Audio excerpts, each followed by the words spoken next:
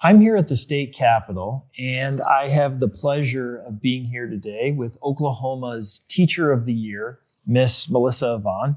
And we're also here with one of her former students, Ryland Rhodes. So thank you both for being here today. Well, thank you so much for having us. Yeah. Thank you. So tell us why you're Teacher of the Year, which is an incredible honor and says something about your teaching ability and what you've been able to accomplish in the classroom over the years. Why did you even decide to get into teaching? My journey in education goes back to, I decided to change my major in college in 1988. And I did that because I wanted to do something that I thought would make a difference every day, that I could have an impact every day. I loved the social sciences, grew up, that's all I wanted to learn. I had parents and grandparents who valued education, and it just seemed like the best idea. So I started teaching in 1992, taught high school social sciences at Elgin High School until 2001, married my husband, started moving around, got to teach some other places. And then when he retired from the Air Force, he said, "Where do you want to go?" And I said, "I want to go back home. I want to go to Oklahoma. I wanted my son to be a product of Oklahoma schools. I wanted to come back and teach in Oklahoma." And I got to come back to Elgin. So this year, I was selected to be the Teacher of the Year. What an honor that is, to get to represent all the teachers in Oklahoma. And as you know, we have so many fantastic teachers, and there's so many great things happening in Oklahoma education. And to have a front row seat at that, it just brings me great pride and such an honor and privilege to have that opportunity. Yeah. So why back to Elgin, if I might ask? There's something about that community. I did not grow up there. But when I started teaching, I say I didn't grow up there. I started teaching at 22 years of age. And everything I think good I learned about being a teacher, I learned from that faculty. Had tremendous kids. It's a great community.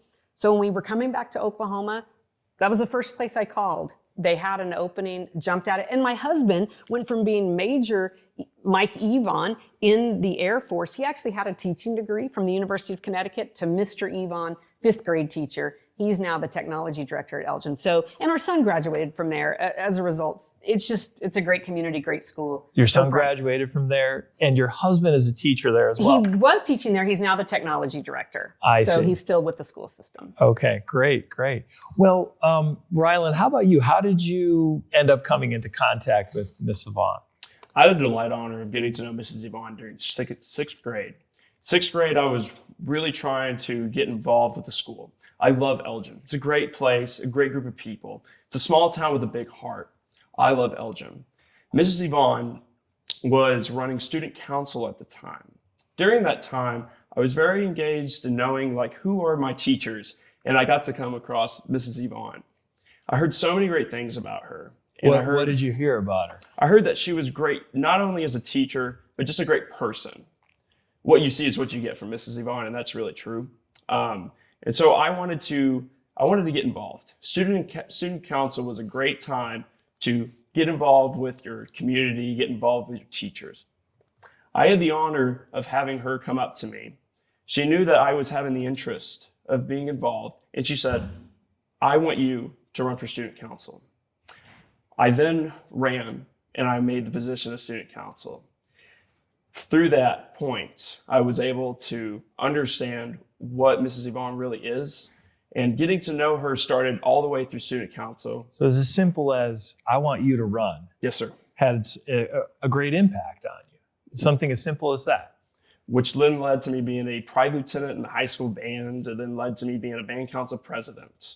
All of that just from getting to have somebody say, "Why don't you try that?" She saw something in you that maybe you didn't see in yourself. Absolutely.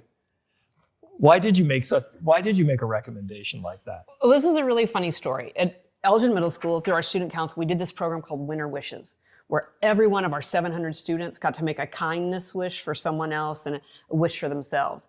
And we have a mutual acquaintance who was really involved, a community member. And our other student council sponsor and I, we were standing in her garage screen printing t-shirts in a snowstorm. And Ryland was her neighbor. And Ryland came in, he and his mom, and we were talking. And immediately I knew that this young man, his interpersonal connections, the way he connects with people and can talk with people, off the charts.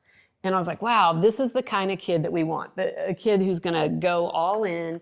And I knew he had all this leadership in him. And he was a little bit shy then. And so to get to say, hey, I think you can do this. And teachers do that all the time.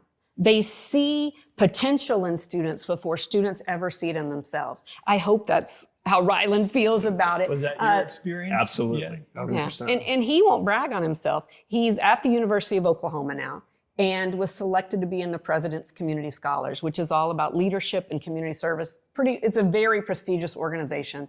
And so he's just an incredible young man, and what a blessing it was for me to get to have him as a student in middle school and then again in high school. That's incredible. So you're at OU now. Yes. You've gone on. It sounds like you had a pivotal moment where Mrs. Vaughn said, I want you to try student council. And then that led to other leadership opportunities. And now here you are.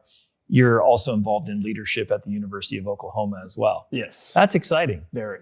I mean, I think that shows the impact that a teacher can make, not just on an individual, but I'm sure you've impacted many students in these different ways. Do your classmates have similar experiences with Mrs. Evon? Very much so. My close friends, Cass Sutphin, Thomas Ritter, and Zach Hughes we talk all the time about how Mrs. Evon has inspired us. And we just talked not too long ago about our teachers and high school. And we always talk about Mrs. Evon. And not only do we cherish that moment, it's a moment that we'll talk about for the rest of our lives, of having a teacher really admire what her position is and admire why she's teaching it and what she's teaching. It sounds like it was no surprise to you and your friends that she was Teacher of the Year for the state. Oh, absolutely. Yeah, absolutely. Well, and I was so fortunate. I was teaching middle school, 7th grade geography in a civics selective when those guys were in middle school. And then they started high school, and I'll be honest with you, I thought about leaving education. But every time I thought about leaving, my heart would pound, my chest would get tight, and I thought, I'm not ready to leave. So I say that I chose reinvention over resignation, call it my get out of the boat moment. I ended up being the high school family and consumer science teacher. So I got to see all these kids that I had as 7th graders, all grown up in high school, had the chance to teach them again, teach them adulting skills, career skills, what's going to happen next, parenting skills. And with that group he was talking about, we did this thing called family dinners. We talked about the importance of families having dinner together when they can. And so we would have family dinners at school. All of my students and guests, they could bring a guest. We did that once a month. And then we'd set off and cook casseroles for people in the community that needed a boost. So we were able to continue doing community service. And we have tremendous teachers in Elgin and in Oklahoma that are doing this and so much more every single day, just building and investing in their young people and their students. That's incredible. What keeps teachers, I mean, you know teachers well, especially in your role now as Teacher of the Year, you're traveling the state. What keeps teachers going? What year after year wanting, you just mentioned that you considered maybe leaving, but decided, there's no way I could ever leave. What keeps teachers going? What keeps them in the profession? What's driving them, as you're finding in your tours around the state?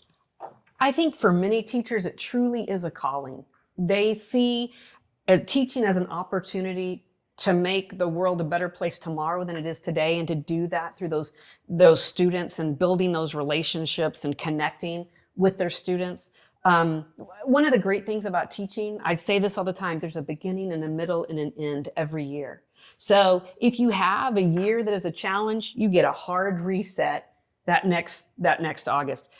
But it really comes down to kids. I think so many people too really love what they're teaching. They see it as a chance to spark the curiosity of their students, to get them interested in things that maybe they didn't know they were interested in.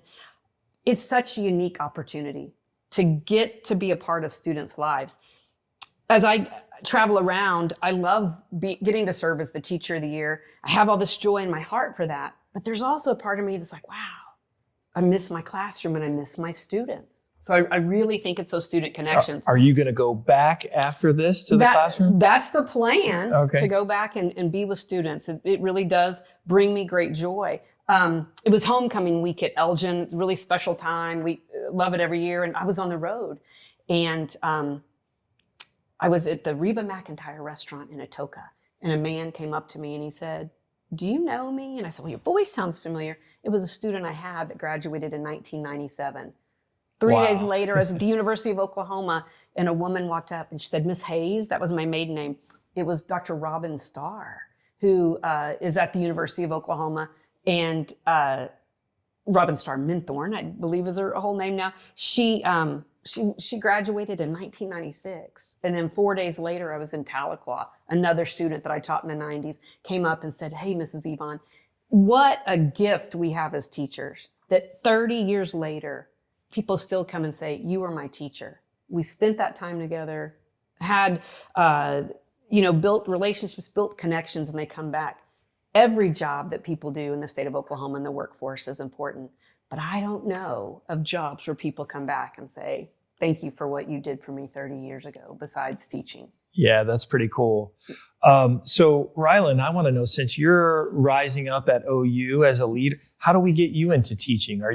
Would you ever consider the teaching profession yourself? Absolutely. I'm wanting to pursue occupational therapy. Okay. I want to teach people how to do their daily tasks, how to do things that maybe they don't really understand, maybe they don't know, and they just need a little fun education.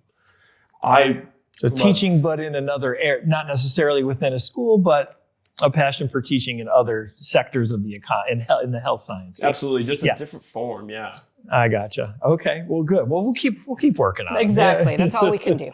All right. Well, Ms. Evon, I mean, would you?